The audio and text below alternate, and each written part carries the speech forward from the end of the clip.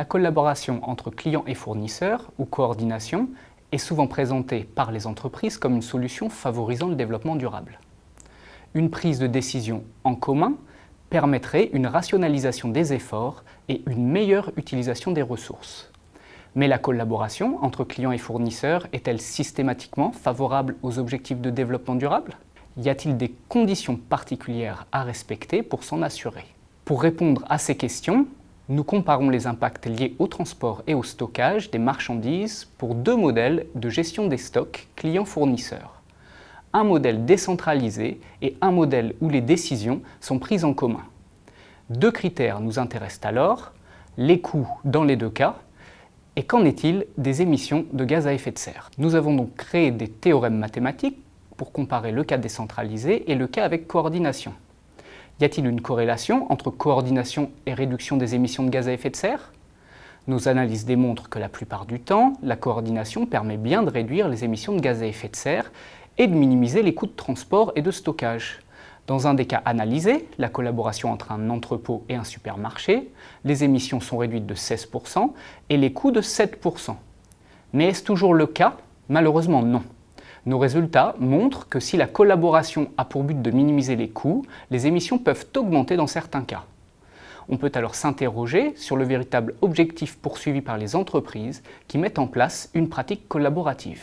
Même si l'optimisation des coûts ne permet pas obligatoirement une réduction des émissions, nos résultats montrent qu'il existe dans tous les cas une solution où la collaboration réduit simultanément les coûts et les émissions.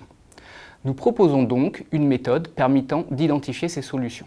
Notre modèle de gestion de stock client-fournisseur intègre des contraintes liées aux capacités de transport à la fois en amont pour livrer le fournisseur et en aval pour livrer le client. Les variables à optimiser sont la quantité commandée par le fournisseur et la quantité commandée par le client. Nos résultats théoriques démontrent que la quantité commandée par le fournisseur n'est pas nécessairement un multiple de la quantité commandée par le client. Nous proposons donc une formule permettant le calcul du stock moyen chez le fournisseur en fonction des quantités commandées. De plus, dans le cas d'une coordination où la capacité des véhicules livrant le fournisseur et le client est différente, la quantité optimale de commande pour le client peut, elle, excéder la capacité d'un véhicule. Nous proposons des conditions qui garantissent que la coordination client-fournisseur réduise les émissions de gaz à effet de serre, ainsi que d'autres conditions qui entraînent une augmentation de ces émissions. Nous proposons un algorithme permettant d'identifier l'ensemble des solutions de compromis efficaces à l'aide de l'optimisation multi-objectifs. Nos travaux permettent de dégager trois grandes implications managériales. Premièrement, quand la coordination réduit à la fois les coûts et les émissions, nous proposons que cette réduction est essentiellement liée à l'augmentation de la quantité de commandes du client. Celle-ci permet d'augmenter le taux de chargement des véhicules et d'avoir une meilleure utilisation des capacités de transport.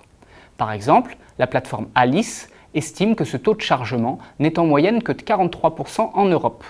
Nos résultats démontrent que la collaboration entre clients et fournisseurs est une excellente solution pour augmenter ce taux de chargement.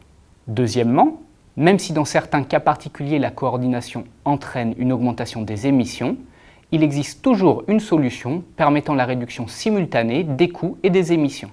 C'est l'optimisation multi-objectif qui révèle l'existence de ces solutions aux entreprises et permet d'en dresser une liste exhaustive. Enfin, quand le client et le fournisseur sont approvisionnés à l'aide de véhicules de même capacité, la solution réduisant au maximum les émissions consiste à commander par véhicule complet pour le client. Le fournisseur, lui, doit utiliser son entrepôt en cross-docking, c'est-à-dire s'en servir comme d'une plateforme et non comme d'un lieu de stockage. Néanmoins, dans le cas où la distance entre le client et le fournisseur est très faible, de l'ordre de 20 km dans notre exemple, les émissions liées au transport sont faibles par rapport à celles liées au stockage. Il est alors souhaitable de commander plus souvent de plus faibles quantités pour réduire les stocks. En conclusion, nos travaux permettent aux entreprises de se questionner sur l'objectif réellement suivi lors de la mise en place d'une pratique collaborative et de monter en compétence sur le sujet.